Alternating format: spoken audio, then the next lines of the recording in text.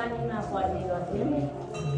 सोसानीमा चाहिँ के थियो भने शिवजीले शक्तिदेवीलाई बोकेर लिएर हिँड्दाखेरि शक्तिदेवीको छाती पतन भएको ठाउँ भनेर सोसानी वर्तका थाहामा चाहिँ लेखिएको छ।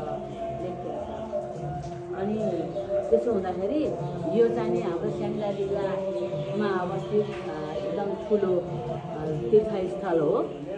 यहाँ चाहिँ अझ सबैभन्दा ठुलो भव्य मेला चाहिँ शिवरात्रिमा लाग्ने गर्छ। यहाँ चाहिँ सतीदेवीको छाती पतन भएको ठाउँ भनेर यहाँ अवगत गराइएको छ। यो यहाँबाट ठुलो जल धारा आउँथ्यो। यहाँ माथिबाट जल चाहिँ यहाँ तलसम्म आइपुग्थ्यो। यत्रो जल चाहिँ एकदमै गण्डकी जस्तै जल प्रवाह भइसक्यो।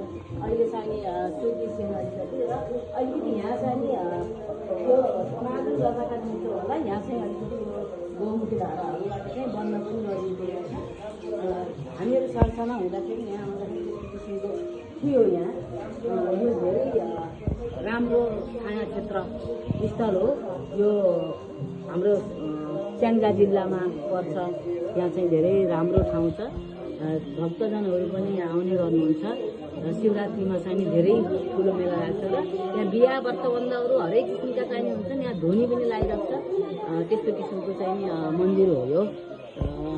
र धन्यवाद। म आज यहाँ आउने मौका पर्यो। समयलाई धेरै धन्यवाद।